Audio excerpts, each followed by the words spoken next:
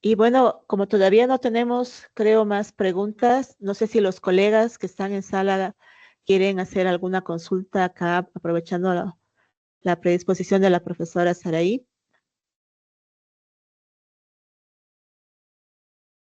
¿no? Bueno, si no es así, avanzamos con el evento y pues a continuación tenemos la presentación del profesor Francisco Silva Garcés, que es cofundador de la Fundación Open Lab Ecuador, coordinador y docente de la carrera de Tecnologías Superiores del Desarrollo de Software de la Universidad UT de Quito, especialista en ciencia abierta y tecnologías libres, con más de 15 años de experiencia que ha colaborado para el impulso de políticas y normas públicas como el Código Orgánico de la Economía Social de Conocimientos, Creatividad e Innovación, el COESI, y coordinador de importantes eventos regionales sobre ciencia abierta, como el primer y segundo Congreso Iberoamericano y el primer Foro Latinoamericano de Ciencia Abierta. Además, es miembro del Comité Directivo Global de Ciencia Abierta de la UNESCO, del Consejo de Evaluación de Revistas Redalic, Amelica, 2023 a 2025, y de redes internacionales como DataCite y Creative Commons, ferviente defensor del derecho a la ciencia y a la democratización del conocimiento. Excelente, muchas gracias Francisco por estar acá. Él nos va a hacer una presentación sobre políticas de ciencia abierta y pues el foro es de usted, o sea, si puede por favor seguir su presentación porque no la he podido descargar del Google Docs que me acaba de enviar, entonces le agradecería mucho que la suba directamente para poder Sí. iniciar con la exposición. ¿Me confirma si se escucha bien?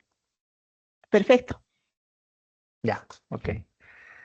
Ok, ¿y me confirma si se ve la presentación? Mm, Se ve perfecto. Ok, bueno, muchísimas gracias a la Universidad Mayor San Simón eh, y a los colegas por esta invitación y también por compartir este espacio con la maravillosa Sara de Córdoba, que es una de las referentes en América Latina del acceso abierto y la ciencia abierta. Y bueno, siempre es un gusto compartir con ella espacios. Am, bueno, yo voy a hablar sobre política de ciencia abierta. Y bueno, estaba pensando si hacer una charla sobre qué debería tener una política de ciencia abierta, ya sea nacional o institucional, o si mejor contarles la experiencia de Ecuador como para poder graficar lo que hubiera dicho en palabras, ¿no? Entonces, pues creo que me voy por lo segundo. Y antes, primero, pues poner en contexto dos consensos que son importantes. El uno es pues, el conocimiento como bien común, bien público. Entendido el bien público, pues con estos principios que tiene un bien público, entre ellos el de no rivalidad, es decir, que no se reduce la cantidad disponible cuando se lo consume, y el de no exclusión, que no, difícilmente se puede evitar que otras personas lo utilicen, incluso si es que no han aportado económicamente en ellos, como la luz pública, como, no sé, como tantos servicios públicos o bienes públicos que podemos tener en la ciudad, por ejemplo.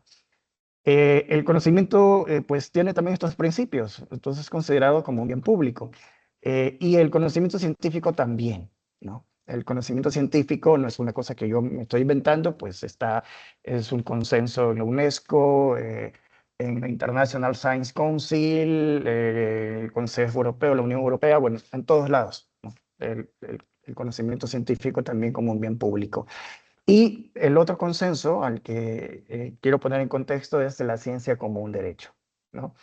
La ciencia como un derecho también tiene décadas, pues, eh, y digamos que los consensos han venido después, pero la Declaración Universal de los Derechos Humanos del 48, pues el artículo 27 habla sobre ello, ¿no? Que tiene derecho todas las personas a participar en el progreso científico y en los beneficios que de él resulte.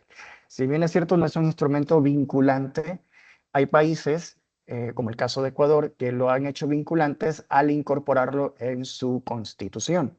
El artículo 25 de la Constitución del 2008, y si no me equivoco, es una de las primeras constituciones que lo hace, pues tiene esto, ¿no? El artículo 25 habla de que todas las personas tienen derechos de de gozar de los beneficios y aplicaciones del progreso científico, pues replicando lo que está en la Declaración Universal de los Derechos Humanos. Ahora entiendo que México también lo tiene desde el 2019. Y bueno, estos son partes de del marco normativo en el caso ecuatoriano, ¿no? eh, y la difusión y el acceso al conocimiento científico también como un derecho, y entre otras cosas, pues también en el Código Orgánico de la Economía Social de los Conocimientos, que vendría a ser como nuestro gran marco normativo acerca de los derechos intelectuales y del sistema de ciencia, ¿no? Al conocimiento como bien de interés público. Entonces, esto es parte de la normativa del marco. Yo no diría, ok, si esto está en la Constitución y esto está en un marco normativo tan importante como el COECI, que tiene más de 600 artículos y que es el que regula el sistema de ciencias, pues si lo considera, pues vamos bien, ¿no? Entre otras cosas, en el marco normativo de Ecuador, pues también se habla de el acceso al conocimiento libre y seguro en entornos digitales como un derecho también, y pues el uso, los datos de investigación que tienen que estar en acceso abierto, y pues las investigaciones financiadas con fondos públicos también deben estar en acceso abierto, y también por ahí un artículo en algún reglamento que dice que las instituciones de educación superior deben de promover e impulsar políticas de acceso abierto y deben estar en sus planes, ¿no? Entonces, hasta ahí todo suena muy bien. Y si seguimos viendo en el marco normativo y en la trayectoria de Ecuador, pues vemos que en el 2010 la LOES, la Ley Orgánica de Educación Superior, pues mandata de que todos los trabajos de titulación estén en formato digital y en repositorios digitales. No lo dice textualmente como repositorios digitales, pero que deben estar en bibliotecas digitales y que se interactúen entre ellas, es decir, que sean interoperables. Y bueno, a partir de ahí, Ecuador pues ha empezado a implementar repositorios digitales de acceso abierto de 62 universidades y escuelas politécnicas. Más del 75% es la cobertura que tienen ya repositorios digitales. En el 2012 fuimos parte de la referencia como país cofundador de firmantes del Acuerdo de Buenos Aires. En el 2017 pues se implementó CEDIA Ecuador, y bueno, esto es parte digamos, del marco normativo. Es decir, Ecuador, al igual que en América Latina, que pues América Latina es un referente, es pionero en acceso abierto, esto se ha dicho bastante. Nosotros ya teníamos acceso abierto antes de que naciera el movimiento de acceso abierto en el norte, ¿no? A inicios de milenio, por las tres famosas declaraciones de Budapest, Berlín y Bethesda. Nosotros ya estábamos haciendo acceso abierto y ya teníamos infraestructuras para acceso abierto. eh, y bueno, en Ecuador, pues desde el 2009, desde el 2010, desde el 2008, con todo lo que he mencionado antes, pues ya ha habido un marco normativo también para impulsarlo. Y la ciencia abierta, ya lo mencionó también Saray, las recomendaciones de UNESCO que se aprobaron en el 2021 de manera unánime, que tiene una definición de la ciencia abierta por fin ya consensuada. Pues muchos actores que impulsaron este proceso pues eran latinoamericanas, ¿no? Entonces, en muchos aspectos tenemos nosotros avances y hemos incidido en estos instrumentos que están hoy en día. Sin embargo, mm, Ecuador y muchos países hermanos, pues no somos ajenos a la crisis del ethos de la ciencia y su reproducibilidad, a pesar de todos los avances que tenemos y todas las cosas que se han logrado y ser pioneros, ¿no? En acceso abierto. La crisis del ethos de la ciencia, pues sigue siendo un tema, ¿no? Y pensemos solamente un ratito en el movimiento abierto. Está los datos abiertos, el software de código abierto, la ciencia abierta, el gobierno abierto. Particularmente en el movimiento del software abierto y el software libre, si tú quisieras evaluar la relevancia o la producción de un programador, a nadie se le ocurriría pensar de que un programador es, digamos, es un referente porque tiene colaboraciones en 20 proyectos, ¿no? y capaz que esos proyectos pues no aportan en nada, ¿no? Al ecosistema tecnológico universal, digamos. Versus una persona que ya ha hecho dos aportes importantes, ¿no? Digamos, Linus Torvald, ¿no? El kernel de Linux y JIT, el gran sistema de control de versiones de software que usa todo el mundo. ¿Qué es más relevante, la persona de 20 proyectos o Linus Torvald, ¿no? Entonces, la respuesta es muy obvia. No vamos a evaluar por cantidad de proyectos desconocidos o que no han tenido un gran impacto. Sin embargo, nosotros seguimos evaluando de esa manera, con métricas, indicadores comerciales, pues que lo que mide es la cantidad y dónde se publica. Y no necesariamente si esto tiene calidad o no. Está sobredemostrado de que no necesariamente lo que esté en estos bases de datos que son de este ecosistema comercial, que son, digamos, como las mismas empresas que elaboran estas métricas, pues necesariamente haya calidad, ¿no? Se han encontrado retractaciones de artículos que están en esas bases de datos, ¿no? Entonces, eh, no es sinónimo de calidad, pero sin embargo nosotros seguimos haciéndolo de esa manera y pues deberíamos de aprender un poquito del movimiento del código abierto, ¿no? A pesar de que tenemos manifiestos, acuerdos, consensos, nosotros seguimos evaluando de esa manera y seguimos corriendo detrás de la zanahoria, queriendo hacer ciencia, pensando que hacemos ciencia, bueno, en realidad buscando más bien alcanzar indicadores comerciales que no nos aporta nada. Entonces, las preguntas de para qué investigamos, para quién investigamos y a quién estamos beneficiando con ello, pues siguen aún sin respuesta, ¿no?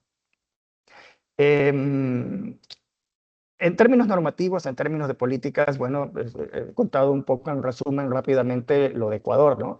Un poquito como para tener un ejemplo, ¿no? O sea, con todas estas normas, wow, o sea, ¿cómo estará la ciencia abierta en Ecuador? Pensaríamos, ¿no?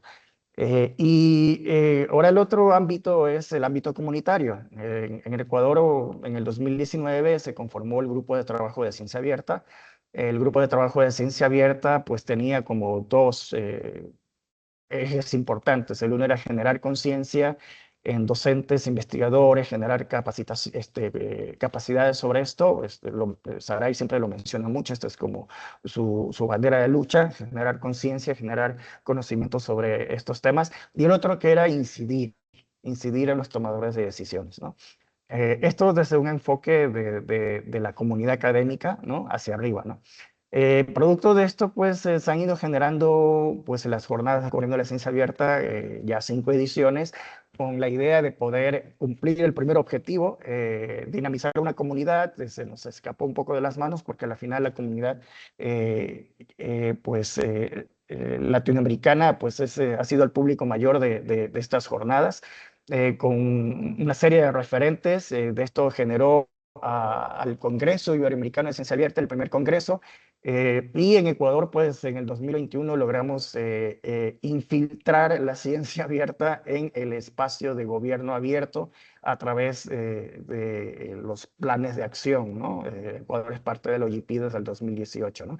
Y con la CENESID, que es el ente rector, o era el ente rector de Ciencia, Tecnología e Innovación en Ecuador, pues como entidad responsable, porque es parte de la dinámica de la mecánica de gobierno abierto, ¿no? Cómo funciona este proceso.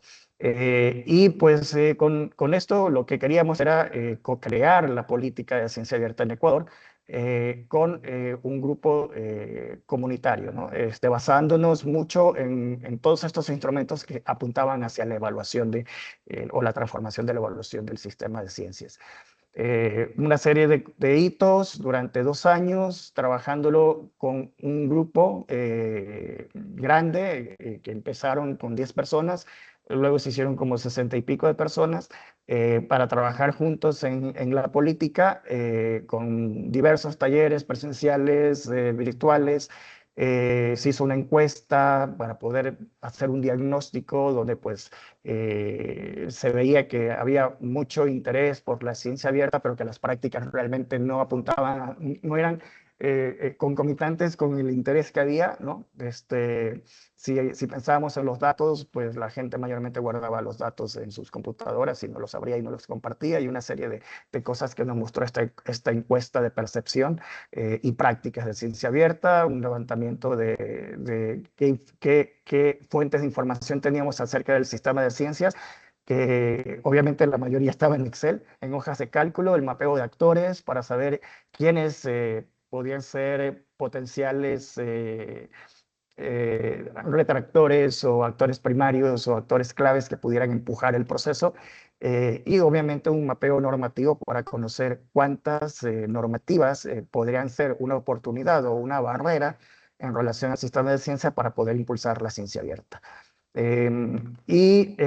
Luego llegamos al foro LATAM de Ciencia Abierta justo el año pasado, donde pues, logramos convocar previamente a entidades importantes como el CASES, que es el que hace el modelo de evaluación de las universidades, a la CENESID, a la CC, que es la Asamblea del Sistema de Educación Superior, y con un invitado importante como Ismael Raffles de la Universidad de Leiden para hablar acerca de la evaluación, y de público, de rectores, vicerrectores, directores de investigación, para poder hablar de ello, ¿no?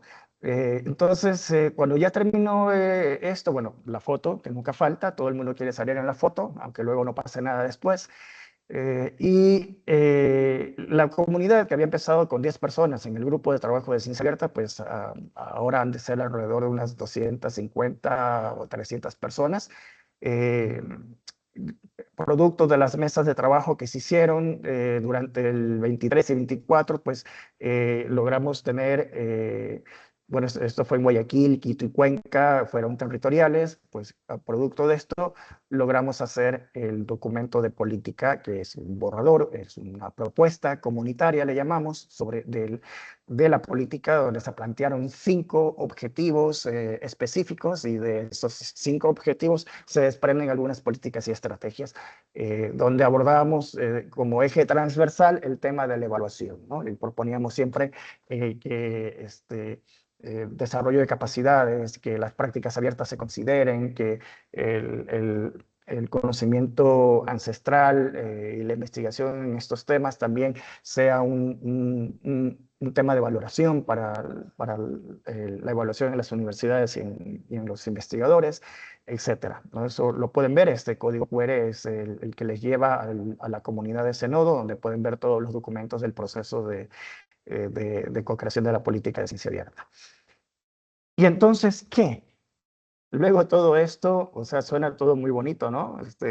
La Constitución, el Código Orgánico de la Economía Social de los Conocimientos, que es el que regula el sistema de ciencias, todo apunta hacia el conocimiento abierto, la propuesta de política de ciencia abierta, más del 75% de universidades ya tienen repositorios digitales de acceso abierto, somos parte de la referencia, tenemos Cielo Ecuador.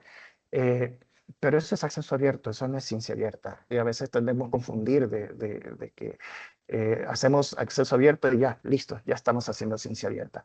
Y la política y la propuesta de política aún sigue esperando, la CENESID ya desapareció, y la propuesta de política pues sigue como eso, como propuesta de política. Entonces, aquí viene un poco la reflexión, esto de, entonces, ¿qué es más importante? ¿Las directrices que vienen desde arriba o la adopción poco a poco con la comunidad desde las bases? Y ese es el dilema que siempre se escucha, ¿no? Al momento de hablar de políticas de ciencia abierta. ¿Será que empezamos o mejor esperamos a que hayan las políticas o qué hacemos, ¿no? Y está, no sé, demostrado el caso que les acabo de contar de Ecuador. Desde arriba hacia abajo hay muchas cosas, pero todavía no llegamos a avanzar en lo más importante, que es la reforma del sistema de evaluación. Hay casos como México, Argentina, Perú, la misma Unión Europea, España, que han hecho normas, regulaciones para impulsar la ciencia abierta, y sin embargo todavía seguimos luchando con aquello de la evaluación. Entonces no es suficiente. Sí, el marco normativo es una guía, impulsa procesos, pone en claro el terreno del juego, pero requiere acompañamiento de las bases. Si no, pues queda en papel mojado, como dicen, ¿no? Sí, definen un estándar mínimo, pero ese estándar mínimo debe estar apoyado e impulsado y sostenido por la comunidad. Es necesario la comunidad, es necesario el trabajo desde abajo, desde las instituciones o desde las prácticas propias de uno, e ir sumando, porque esto luego, pues a largo plazo, las redes de colaboración, pues ayuda a impulsar las políticas hacia arriba. Crear las capacidades, no necesitamos una norma o una política para crear capacidades si una institución está concientizada sobre esto. Generar cultura de cambio sobre estos procesos de ciencia abierta. ¿Qué queremos hacer? Respondamos a esas tres preguntas que mencioné antes. Eh, las barreras, los obstáculos no se eliminan por decreto, o sea, no porque haya una norma, o sea, tenemos nosotros en la Constitución y tenemos una gran barrera que es la reforma del sistema de evaluación que todavía no lo logramos eliminar. Pero esto, ¿cómo se elimina? Pues la reforma de los sistemas de evaluación los impulsa poderosamente la misma comunidad. Si la comunidad no está concientizada, si no hay una comunidad madura sobre esto, pues no habrá manera de producir los cambios y mucho menos de sostenerlos. Un ejemplo clarísimo es la Argentina. Hace poco a la Argentina querían tocar su sistema de educación público y toda la Argentina se paró. No los docentes o los estudiantes, no, toda la Argentina se paró porque está en las raíces del pueblo argentino defender la educación pública. En mi país lamentablemente sucede algo como eso y pues se levantan los profesores por ahí, unos que sí, otros que no, o a otros les valdrá porque como están tranquilos con su forma de cómo les evalúan y con lo que perciben, pues no dicen nada. Ese cambio cultural, esas raíces son las que debemos ir sembrando desde las bases para poder generar cambios sistémicos, ¿no? Y las infraestructuras igualmente, las infraestructuras abiertas son muy importantes, los avances que hemos tenido no tienen precedentes, pero sin una comunidad, pues esto va a quedar en la inercia, no va a evolucionar. Es el caso de Ecuador tenemos casi todas las universidades con repositorios digitales, pero no usamos los repositorios digitales de acceso abierto como Ruta Verde. Hay tesis, no hay mayormente artículos científicos. Y cómo es posible que haya nacido esto,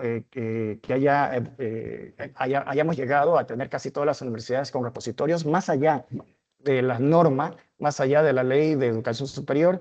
En algún momento hubo una comunidad, un grupo de trabajo que se organizó y se capacitó tanto de los técnicos como los bibliotecarios para poder ir implementando estos repositorios y se daban la mano y había intercambio de conocimiento, había una comunidad de práctica y se logró más, eso con más fuerza que la misma norma. Pero claro, hoy en día pues esa comunidad ya se disolvió, no se la alimentó, los repositorios están, ahí existen, pero no hemos dado los siguientes pasos, que es usar la ruta verde en estos repositorios o implementar repositorios de datos y tener la práctica de compartir los datos, como la encuesta ya lo dice, pues no hemos llegado a eso. Y los recursos, y esa es otra, los recursos, si es que si el Estado no nos da dinero, entonces ¿cómo vamos a poder hacer esto? Sin embargo, en algunos países se da, en mi país ha dado, de que las universidades no terminan que reciben dinero público, no terminan de ejecutar los presupuestos, ¿no? Entonces, ¿hay plata o no hay plata? ¿No? Esa es la pregunta de siempre. Siempre hay manera de ver recursos. Y hay universidades que lo hacen y gestionan recursos de afuera. Y hay organizaciones que pues otorgan recursos a las universidades. Hay que buscarlas. Entonces no es una excusa, ¿no? El tema de los recursos, ¿no? Y lo quiero dejar acá, y este es el, el código QR del borrador, no borrador, de la propuesta de política de ciencia abierta, pues que está dentro de la comunidad de Zenodo que les compartí antes en el QR. Pues lo pueden acceder, está también en acceso abierto. Y lo puedo dejar acá y podemos conversar. Un abrazo. Bueno, estimado Francisco, muchísimas gracias. Ha sido realmente muy interesante escuchar la experiencia del Ecuador. Creo que vamos a aprender muchas cosas de lo que ustedes ya han hecho. Y bueno, yo tengo un par de preguntas, una de la gente que está siguiendo, creo, en el Facebook, y me preguntan qué riesgos o beneficios hay con la ciencia abierta, especialmente pensando en la situación de los gobiernos de América Latina.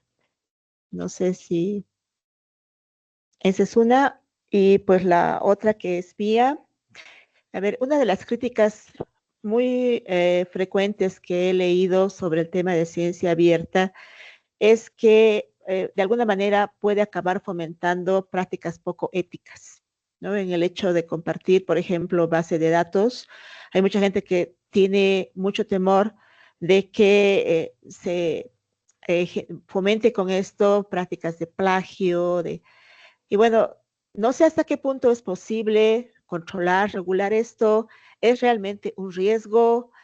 Cuando nos ponemos, digamos, a compartir, tenemos que aceptar que en algún punto nos copien y que pues en base a eso se genere nuevo conocimiento. O sea, ¿cuál sería un poco la actitud que, además, para también tranquilizar a muchos colegas que tienen esta preocupación, sobre todo como un punto, ¿no? O sea, de cuestionamiento, digamos, a poder participar de prácticas de ciencia abierta. Esa sería un poco mi pregunta. Y bueno, la otra de los riesgos, ¿no?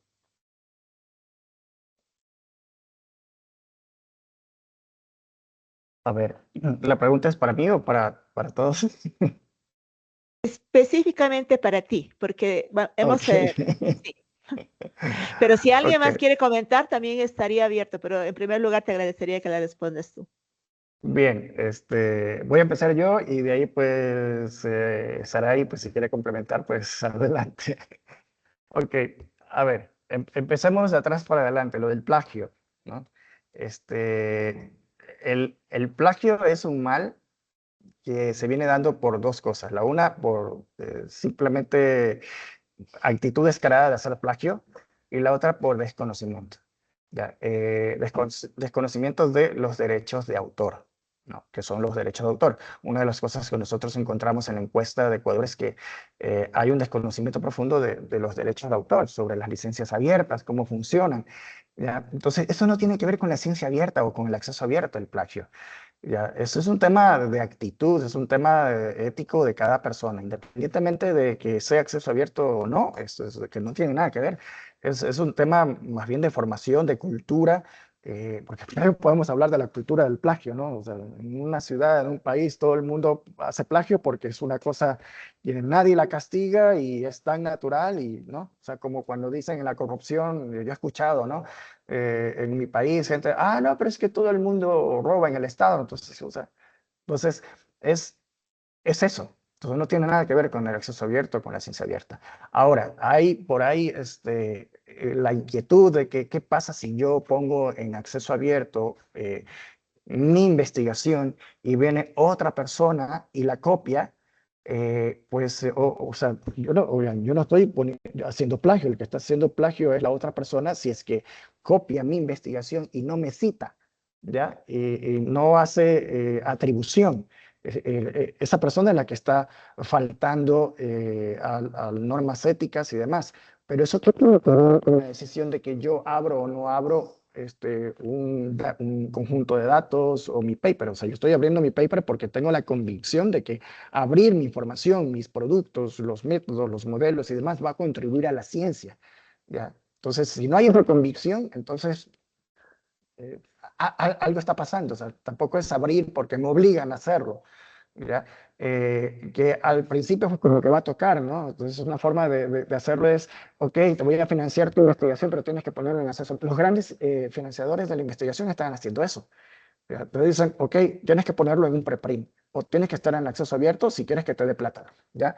Y no te queda otra.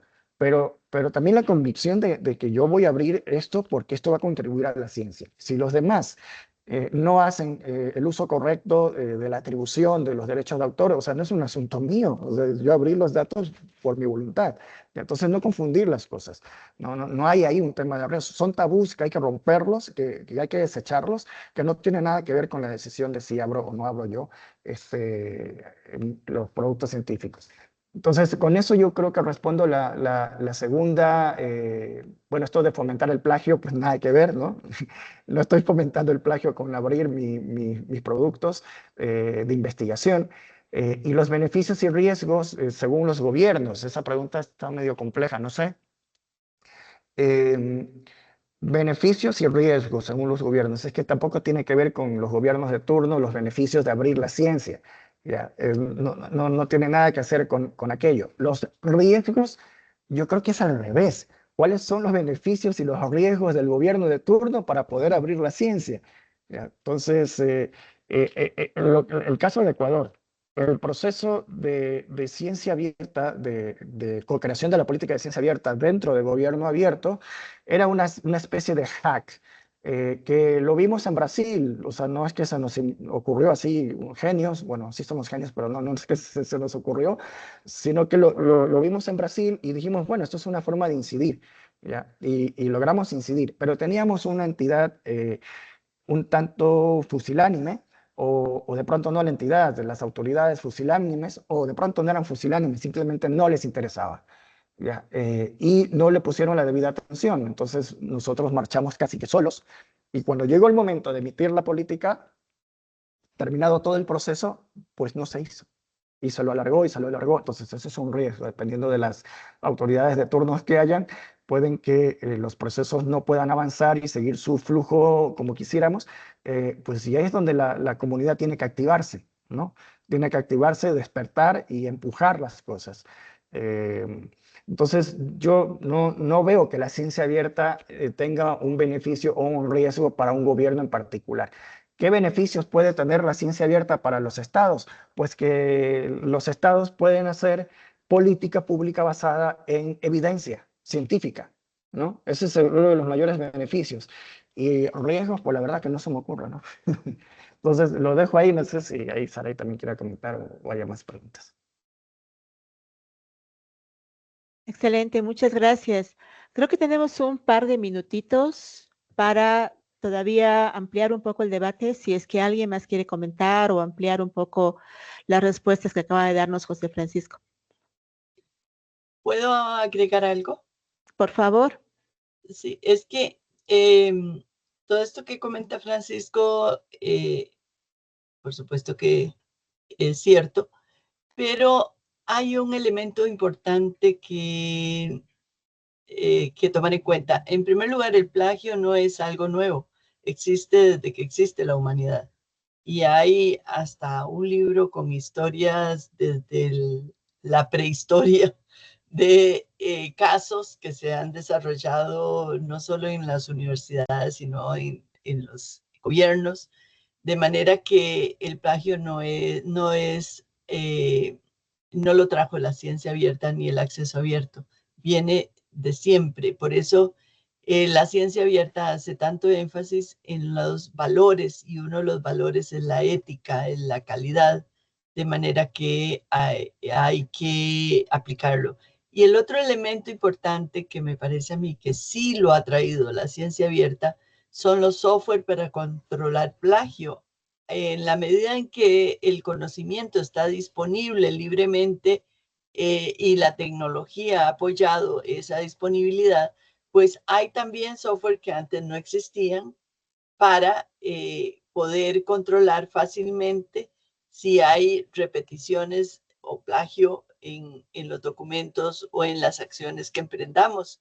Entonces, eso más bien es una ventaja que la ciencia abierta nos ha traído. Excelente. Bueno, si no hay otras preguntas, yo por lo menos no veo ninguna otra en la transmisión de Facebook. Entonces pasaríamos al siguiente expositor y les agradezco mucho, le agradezco mucho a Francisco por su presentación. La siguiente exposición la va a hacer nuestro colega de acá de la San Simón, el doctor Rigel Rocha López.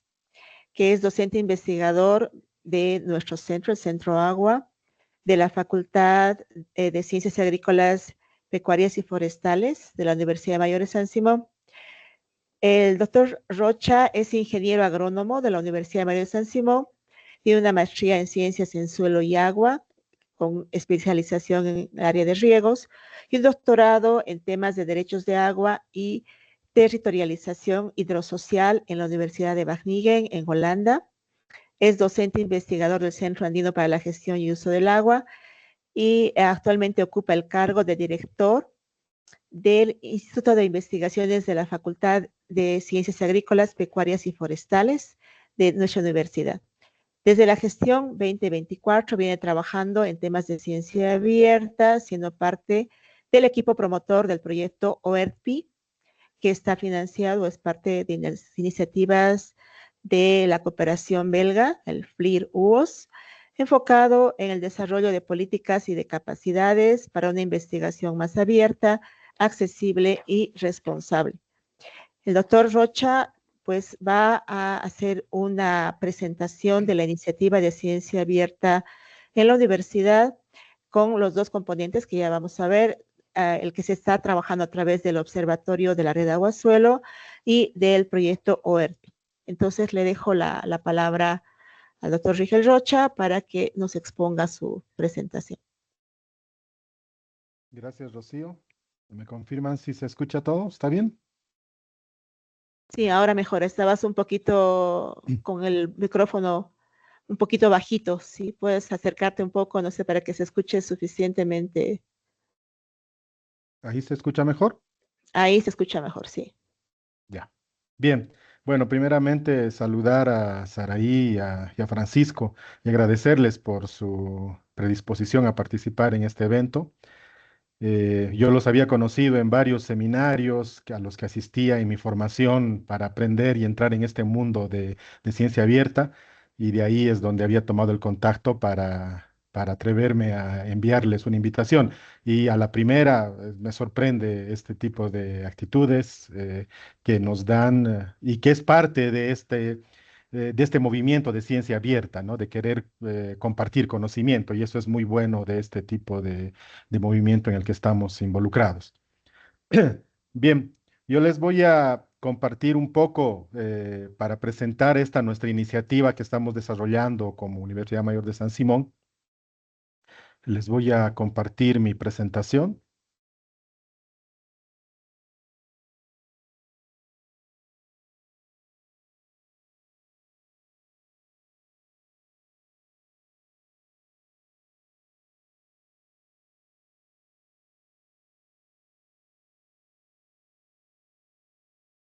¿Me confirman si se ve toda la presentación?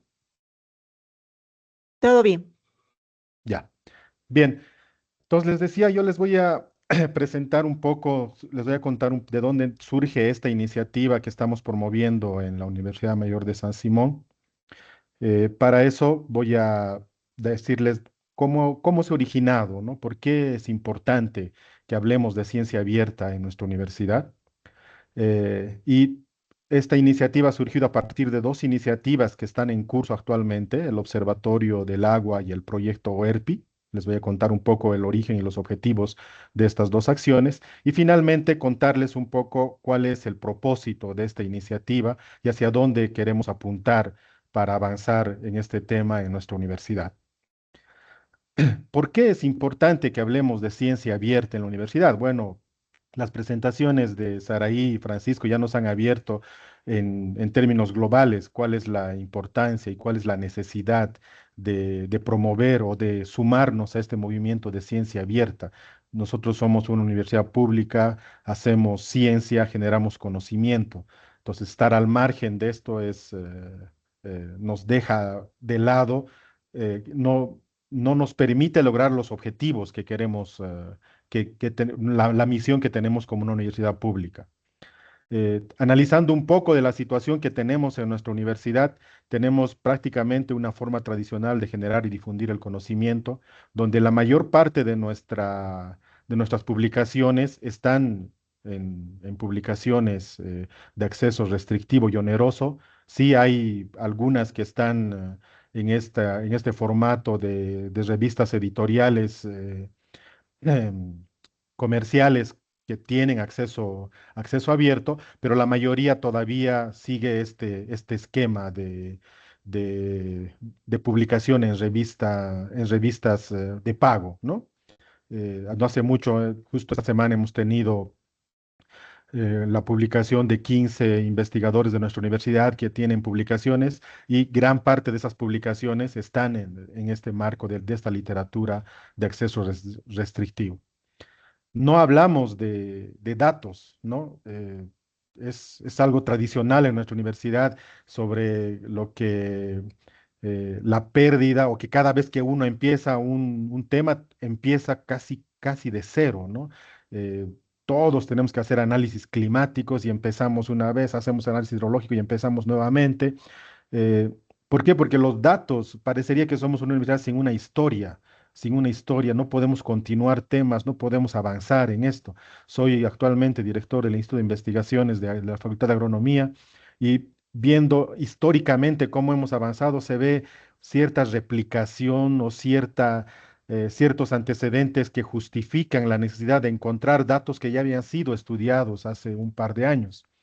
Y eso se debe a que no tenemos esta cultura de compartir los datos de investigación. Son totalmente inaccesibles. Cada uno tiene su computadora. Es verdad que hemos hecho el esfuerzo con la cooperación ASDI para tener nuestro repositorio, pero lamentablemente nuestro repositorio actualmente está solo con publicaciones, ¿no? No hemos todavía llegado a tener un repositorio con datos. Nuestros sistemas de evaluación académica no podría decir que tenemos un sistema de evaluación estricto basado en índices internacionales, pero sí valoramos bastante los índices internacionales, ¿no? Felicitamos a los que más publican por número de publicaciones, ¿no? Hace unos años se daban unos premios el Día del Investigador basado en los índices de incidencia de las últimas publicaciones, el número de publicaciones en revistas indexadas, Scopus y Web of Science, y el número de citas que habían recibido estas revistas. O sea, copiamos este modelo tradicional de cómo se valora la evaluación académica, ¿no? Un problema que Francisco nos ha contado, este movimiento que han hecho en Ecuador, porque Ecuador ya tiene bastante normalizado sus sistemas de evaluación y ahí está la lucha para modificar ese sistema de evaluación. Y esta nuestra forma de hacer, de generar y difundir el conocimiento va en contra de la naturaleza, de los principios o de la misión como una universidad pública que somos. Somos una universidad pública, generamos conocimiento con fondos públicos, por lo tanto el conocimiento tiene que ser público, tiene que ser eh, en esta, en este, en este eslogan que me presto de la profesora Saraí, el conocimiento como bien común, ¿no? Es algo que debería estar asumido acorde con la misión y visión de nuestra universidad. En este sentido, la ciencia abierta es un movimiento que pretende hacer que la ciencia sea más abierta, accesible, eficiente, transparente y beneficiosa. Entonces, parecería ser que la universidad, si analizamos bien la misión y visión de nuestra universidad, nosotros deberíamos estar plegados a este movimiento para hacer que el conocimiento sea un bien público. Entonces, tenemos esta iniciativa surge como un llamado para todos los miembros de nuestra universidad para aplegarnos a este movimiento de ciencia abierta y incluir estos principios, estas prácticas en nuestra cotidiana práctica científica. Esta iniciativa o el hablar de ciencia abierta ya tenemos un buen tiempo, pero con esfuerzos bastante aislados. El Observatorio del Agua, que si mal no recuerdo está desde el 2014 tratando de hacer un cierto tipo de incidencia en el tema, es un proyecto que es financiado, que es en el marco del convenio ASDI-San Simón. Este componente de Observatorio del Agua es una plataforma que pretende fomentar el debate académico y la difusión de resultados de investigación en el marco de estos preceptos de la ciencia abierta y a iniciativas de ciencia ciudadana. Entonces, miren, han sido acciones muy aisladas, tal vez ya no ha tenido mucho eco en nuestra universidad porque no ha eh, se ha limitado tal vez solamente a este grupo de la red Aguisuelo, ha pretendido crecer en términos de la universidad, pero todavía nos está costando que estos conceptos de ciencia abierta sean asumidos en nuestra universidad. Como les dije, el observatorio es un componente del subprograma Agua y Suelo, viene de la cooperación ASDI, y en este tiempo se ha planteado como objetivo evaluar el estado actual de la ciencia abierta en la UMS. Estamos promoviendo la realización de algo similar que nos había comentado Francisco, hacer una encuesta una encuesta situacional y una encuesta de percepción de la ciencia abierta en nuestra universidad. Eh, Esto con el propósito de diseñar un plan estratégico para la elaboración de políticas de ciencia abierta en nuestra universidad. Con el otro componente que nos comentaba Saraí, también esta iniciativa, este proyecto del Observatorio de la Red Aguisuelo pretende organizar talleres, cursos de capacitación para promover la ciencia abierta en la universidad, implementando un plan de comunicación para lograr el involucramiento de investigadores. Ahí estoy totalmente de acuerdo con las exposiciones anteriores de que de que no se logra mucho si establecemos órdenes, políticas, instrucciones, normas, reglamentos que digan que desde ahora San Simón tiene la política de ciencia abierta y todos tienen que hacer esto, poner al repositorio, hacer ciertas cosas. Eso no creo que tenga mucho éxito.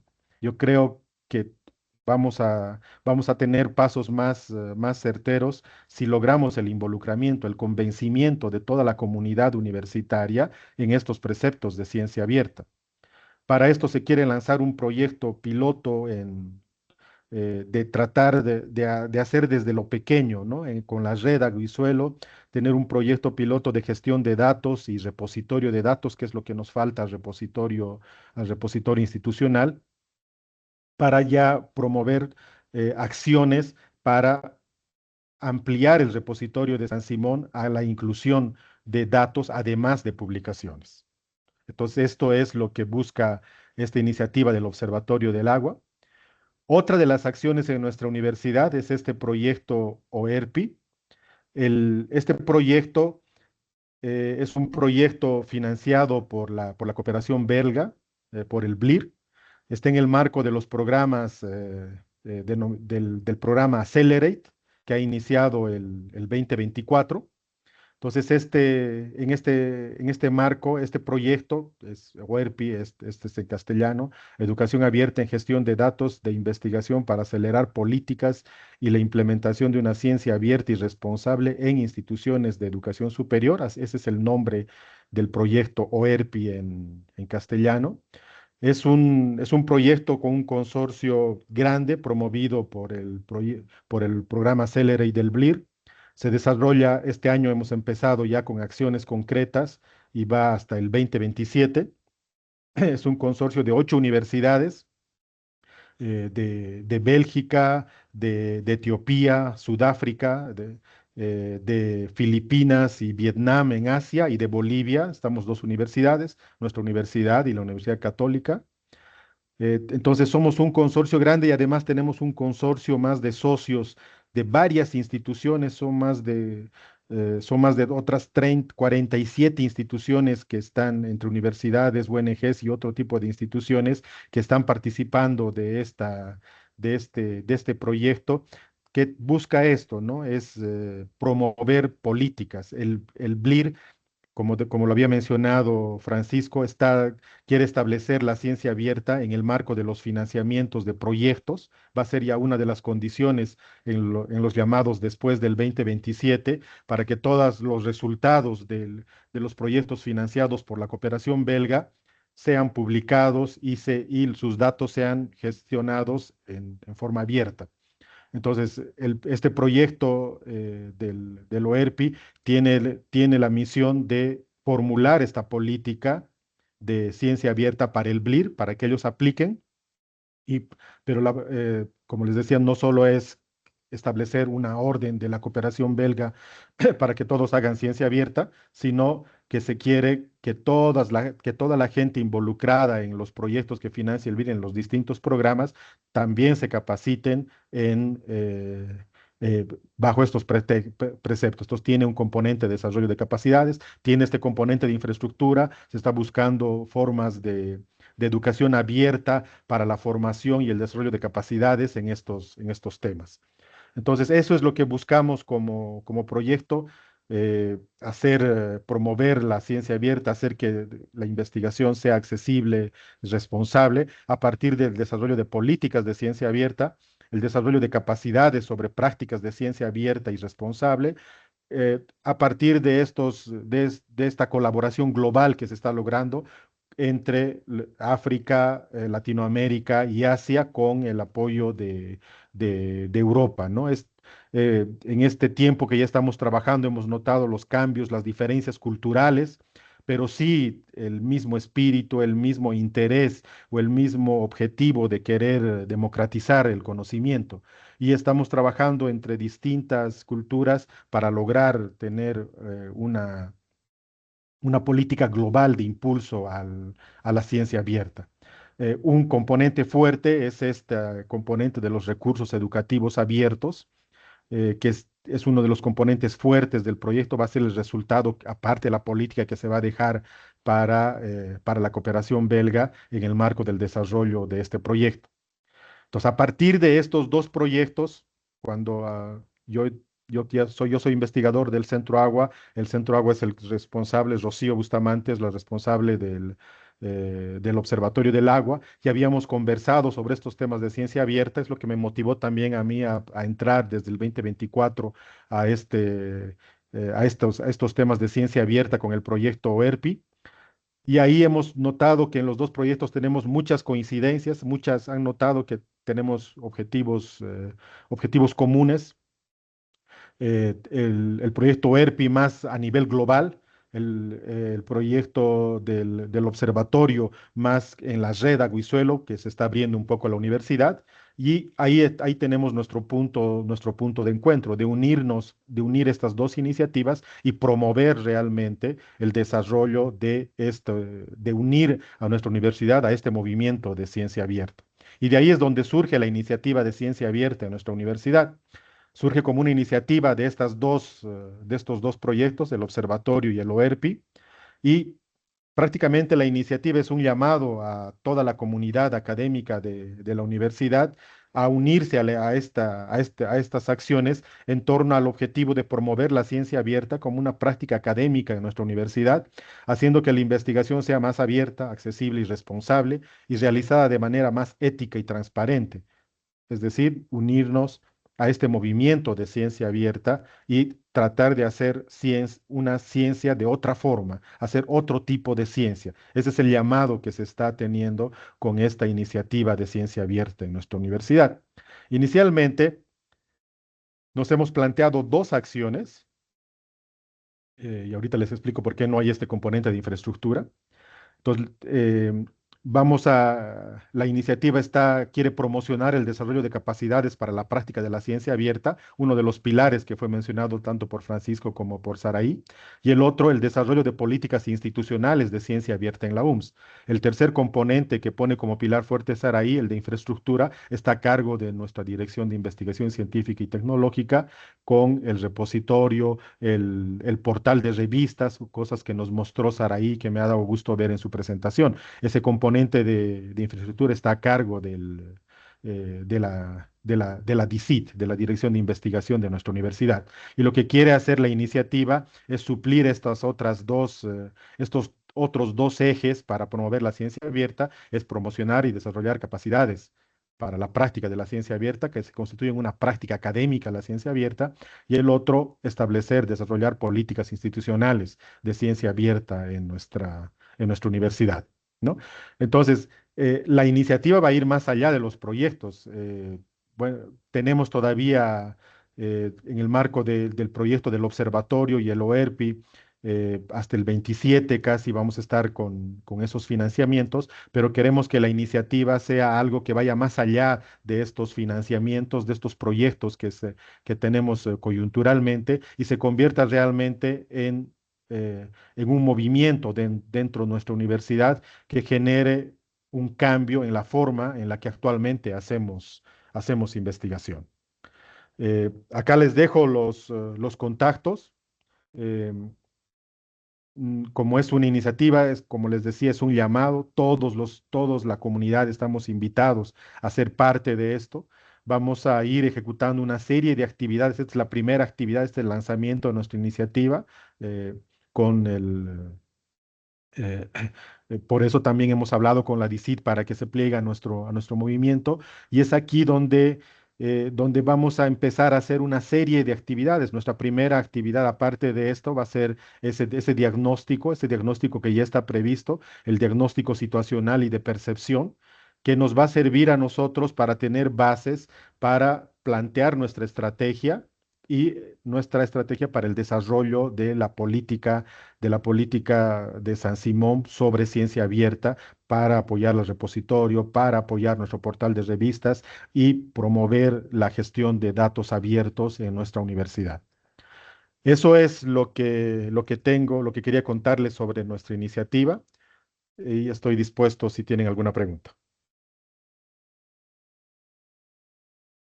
Muchas gracias, Rigel. Ha sido también muy interesante escucharte. No tenemos preguntas, creo, en el Facebook. Yo tengo una Perdón, pregunta sobre la forma, perdón, si hay alguien perdón, más en sala que quiere hacer alguna pregunta, pues yo perdón, pospongo un profesora ratito la Rocío. mía. Sí, perdón, profesora, tenemos dos preguntas en el Facebook. ¿Ya? Sí, si las puede leer, por favor, Carlos. Claro, claro que sí. Gary Galindo dice, ¿cómo impacta que una universidad asuma criterios de ciencia abierta para desarrollar su trabajo científico? Y la segunda pregunta es Israel Reinaga. Muy interesante el tema, pero el ego del investigador de publicar en revistas de prestigio hace que te cobren por el acceso a estas publicaciones. ¿Cómo se lograría atraer o convencer a que los investigadores publiquen en ciencia abierta? Es una pregunta para los tres panelistas. Creo que sí.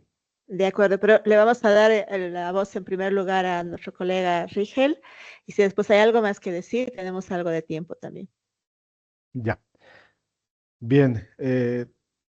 A ver, vamos a empezar por esto de cómo convencer a los investigadores para que publiquen en revistas de ciencia abierta, ¿no? A ver, mi experiencia del doctorado, ¿no? En el doctorado, la universidad mi universidad me ha puesto ciertos estándares de revistas donde tengo que publicar, ¿no? Y me han puesto los estándares de los cuartiles. Entonces, tienes que publicar en revistas A o B, primer y segundo cuartil. Y ya, o sea, ahí no había, todas eran revistas comerciales. O sea, los primeros artículos que he publicado son en revistas comerciales para el doctorado. Pero eso era por una norma de la universidad que tenía estos parámetros de publicación, ¿no? Le estoy hablando del 2010, 2012, 2015, cuando he escrito estos artículos para hacer esto, ¿no? Eh, si no hay este tipo de cosas, sí, ahí va esta cosa del ego, el mayor prestigio de revisar en revistas que te hacen creer que tiene mayor impacto. Porque aparentemente, porque eso es más que el nombre de la revista, es si te lo van a leer. Yo he notado que varios de los artículos que hacen en revistas comerciales de primer nivel no tiene 0 citas, 2 lecturas. Entonces no sé para qué ya están ahí, pero no han tenido ese impacto. En ciencia abierta o el acceso abierto, voy a ser muy, muy claro, más específico, en acceso abierto logras mayor impacto. Mis artículos en cuántas veces han sido bajados de la revista original es el 10% comparado con cuántas veces han sido bajados de ResearchGate, por ejemplo. Cuando lo he puesto en acceso abierto, recién lo que había publicado ha sido conocido. Y eso me ha llevado a pensar que si uno tiene este objetivo, ¿qué es lo que uno pretende al publicar? Si uno lo que pretende es difundir conocimiento, hay que buscar los medios que permitan el logro de ese objetivo. Y no creo que te contribuya mucho poner en una revista tipo A que va a estar para no sé quién, eh, disponible en un idioma que tal vez está lejos del objetivo que tú querías lograr con el impacto de tu artículo, ¿no? Entonces uno tiene que pensar mucho en esto. Y ahí es esta parte de discusiones y de desarrollar debates para discutir estos temas. Eso va a ayudar a que cambiemos nuestra posición, tal como yo he ido modificando mi percepción de cómo y dónde hacer las publicaciones.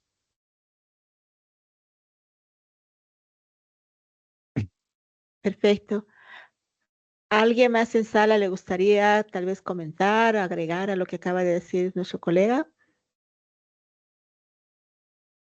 Adelante, por Estaré- favor.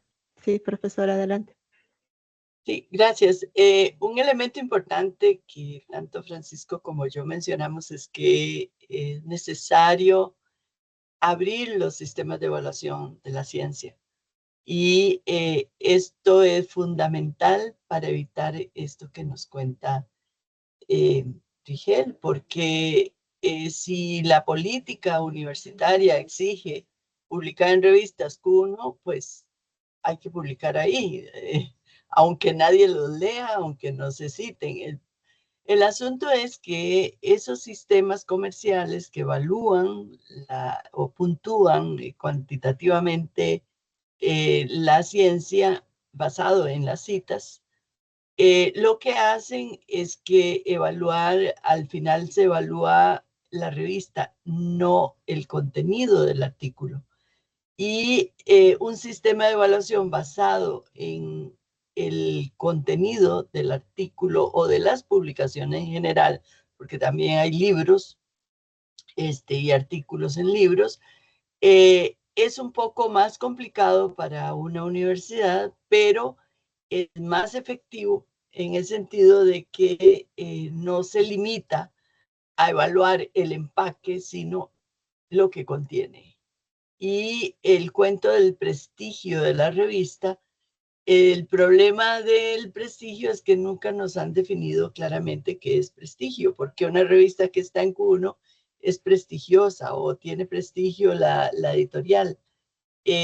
Bueno, porque tiene muchas citas. Bueno, ¿y por qué se citan? Porque se citan unos a otros, porque hay también fraude por ahí en las citaciones. Y lo importante en este caso es que el contenido del documento no se ha sido evaluado eficientemente. Entonces, los sistemas de evaluación deben ser cambiados, deben variarse para que la evaluación sea más equitativa, más inclusiva, más abierta. Gracias. De acuerdo. Muchísimas gracias por eso. Bueno, si no hay más preguntas o comentarios, pues Sí, yo paso a... ¿puedo Sí, comentar? adelante, Francisco, por favor. Sí, eso de convencer, no sé realmente si es que haya que convencer, publicar en acceso abierto o la ciencia abierta, ¿no? Pero en todo caso, hay como distintas estrategias, ¿no? No hay una fórmula mágica de cómo hacemos para convencer a toda la comunidad para que publique o que tenga prácticas de ciencia abierta. Hay estrategias y va a depender mucho de los contextos y nunca hay, o sea, no hay una fórmula mágica. Una de las cosas es como lo que decía Rigel, ¿no? La financiación, ya lo hablamos, ¿no? Entonces, eso es una estrategia. Ahí no vamos a convencer a nadie, realmente. Pero están obligados. O sea, una forma de convencer, entre comillas, es lo coercitivo. A ver, si quieres plata para tu investigación, entonces tienes que tener estas prácticas, ¿no? Y la otra forma es hacer capacitación, lo que justamente van a hacer, lo que comentó Rigel, es capacitación, concientización hacer clubes de prácticas. Por ejemplo, ahora mismo, en el marco del Congreso Iberoamericano de Ciencia Abierta, el día de mañana vamos a hacer el lanzamiento del club de pre-review, de revisión por pares. Es una práctica dentro del marco de la ciencia abierta. eh, y es un club latinoamericano, iberoamericano para hacer revisiones abiertas, utilizando un poco la metodología que tiene, filosofía y metodología que tiene Pre-Review y un poco su plataforma, y de paso pues hacer las revisiones o retroalimentación, feedback a los trabajos que fueron aprobados para el Congreso. Entonces, esa es una forma también, ¿no? Cuando tú ya involucras a la gente, entonces va conociendo esto, esta mística, estas prácticas, y pues va sumando, ¿no? Entonces, esa es otra forma. Entonces, la otra forma son las políticas, pero definitivamente la experiencia que contó Regel, lo que contó Saray, o sea, si mañana te toca hacer una investigación financiada y publicarla, o el doctorado, como decía Regel, y te están imponiendo que tienes que hacerlo en estas revistas, que está en Q1, que no sé qué, que no sé cuánto, dentro de este circuito comercial, o que de pronto está en acceso abierto, pero tiene que estar en Q1 y para eso tienes que pagar a PC, bueno, o sea, no te queda otra, ¿no? Ahí tú tienes dos opciones. O dices, ¿sabes qué? Yo, o sea, pues, lo que yo he hecho, ¿no? Yo no voy a publicar en una revista donde tenga que pagar a PC. Yo no voy a pagar a PC, ni voy a hacer que mi universidad pague a PC. Si a mí me piden que lo haga, pues yo no lo voy a hacer, ¿verdad? Obviamente yo no voy a crecer en el ámbito, ¿no? De investigador, en las categorizaciones y demás, pues tampoco me interesan, mientras que eso se siga manteniendo. Pues eso es una decisión mía. Por favor, cerrarle la puerta. Pero esto no es una decisión mía. No todo el mundo va a decidir lo mismo, ¿no? Entonces, es un tema de convicción. Entonces, las estrategias son diversas, hay situaciones, hay contextos, y al final la decisión la toma uno. Pero estrategias, la una es el tema de la financiación, y la otra, y los parámetros en las convocatorias, ¿no? Y la otra es todos estos procesos de capacitación, de divulgación, hacer eventos, hacer dinamización de comunidades dentro de las universidades. Excelente. ¿Alguien más? Tal vez Rigel un último comentario o ya no.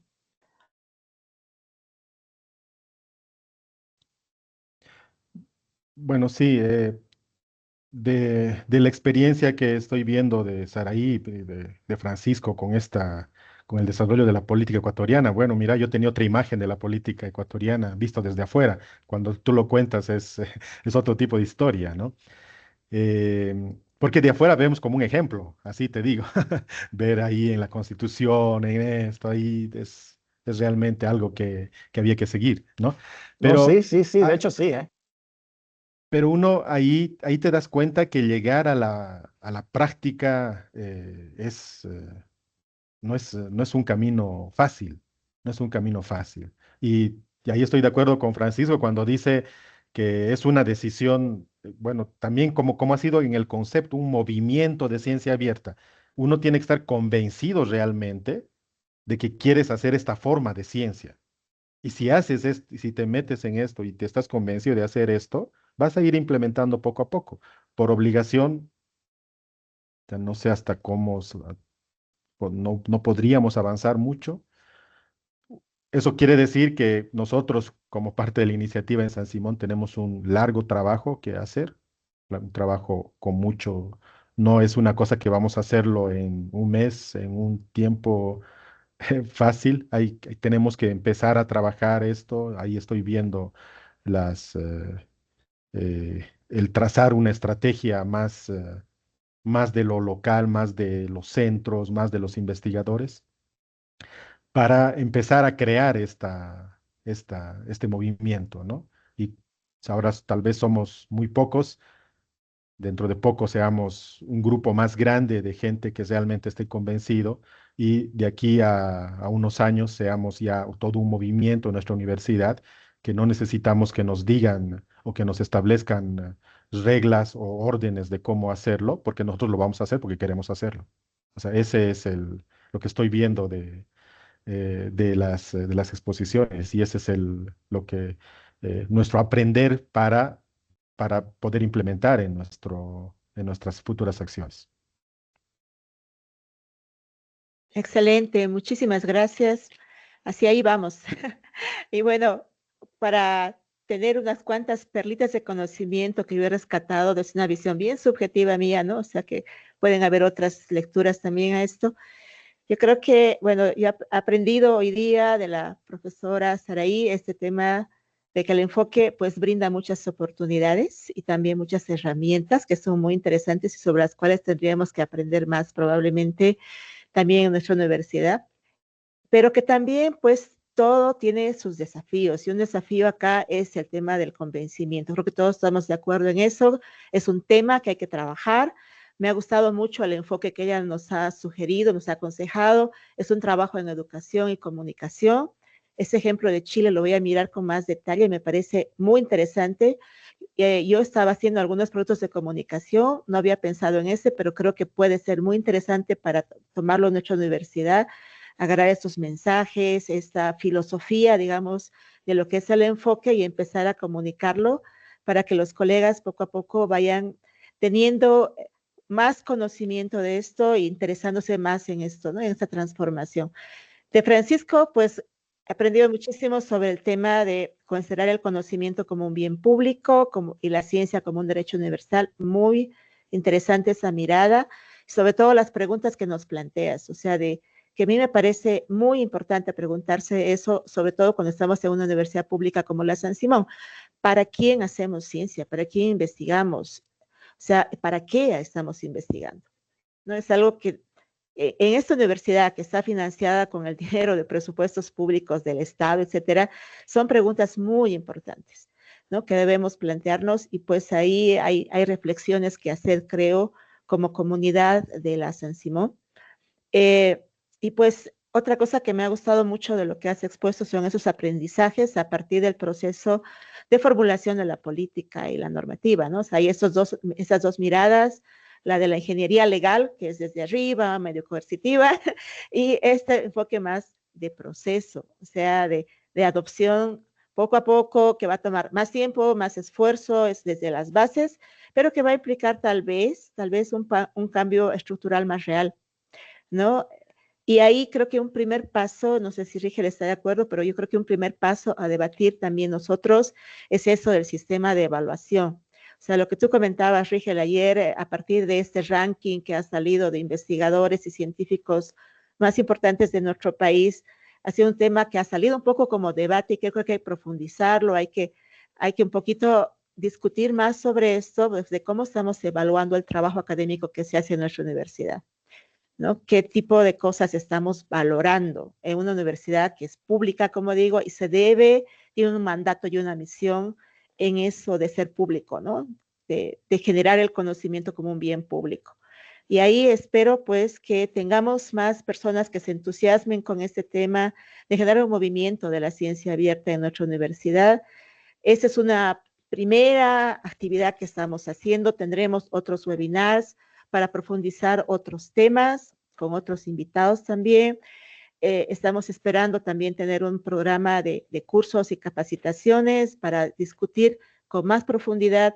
Han habido algunos eventos en la universidad, por ejemplo, sobre el tema de derechos de propiedad, pero me gustaría, por ejemplo, ver otros sistemas que están promovidos por lo que es el enfoque de ciencia abierto, ¿no? Que deberíamos conversar un poco más. Aparte, pues talleres de cómo hacer algunas cosas, como decía la doctora o la profesora Saray, hay herramientas sobre las que deberíamos aprender un poco más. Y también talleres para ver cómo podríamos contribuir, coadyuvar algunas iniciativas de estrategias o políticas en nuestra universidad, ¿no? Para que sean co-creaciones, para que no sean realmente algo que definamos un grupo, ¿no? De iluminados, mientras los demás tienen que someterse. La idea es hacerlo en conjunto, ponernos de acuerdo en conjunto y a ver qué cosa podría funcionar para lo que somos como institución. Y pues ya Rigel les ha compartido un poco nuestros contactos, la página que tenemos en internet, y ahí también queremos recibir sugerencias, aportes que ustedes puedan hacer sobre otras ideas que tal vez no se nos han ocurrido, hacer, no sé, ferias, hacer, no sé, hay diferentes cosas que podríamos pensar y esperamos que ustedes también nos comenten y nos sugieran, nos digan esto sería interesante, por acá podemos hacer un aporte y pues estaremos además muy agradecidos. Como estamos agradecidos por la presencia de dos personalidades, creo yo, en el tema, ¿no? Que de verdad honrados y agradecidos por tenerlos esta mañana, por que han compartido con nosotros sus conocimientos, experiencias, consejos, ¿no? Y pues realmente esperamos, ojalá volver a tenerlos en otras oportunidades, tal vez para tratar otros temas. Los tenemos ahí en la lista de asesores, contactos para un poquito acompañarnos en este proceso, ¿no? Para a ver que no caminemos dando muchos traspiés y ojalá que salga algo interesante y como decía Rigel, en unos años podamos contarnos más que estamos como parte de este movimiento en la San Simón y pues ojalá hacer un cambio que sea significativo en nuestra institución. Entonces, muchísimas gracias, ha sido un placer escucharlos y espero poder verlos en otra ocasión también a ustedes. A la comunidad universitaria que está siguiendo la transmisión, quiero decirles que, bueno, ahora está todavía transmitiéndose en vivo a través de la página en Facebook, pero esta sesión está siendo grabada y pues tendremos una retransmisión a través del canal YouTube de la DICIT, que también vamos a compartir en redes para que los que no han podido estar hoy día puedan todavía escuchar lo que se ha debatido en esta sesión, en este webinar y todavía participar en la iniciativa que estamos lanzando hoy. Entonces, muchísimas gracias a todos. Esperamos verlos en otras ocasiones. No sé si Rigel tal vez quiere hacer un lenguaje o un mensaje de cierre. No, simplemente agradecer nuevamente a Saraí y a Francisco por su amable asistencia, por su colaboración. Y decir a todo el resto de la comunidad que vamos a estar, este es el inicio de nuestras actividades y esperamos verlos, esperamos encontrarnos en en las siguientes actividades que hagamos. Gracias por todo.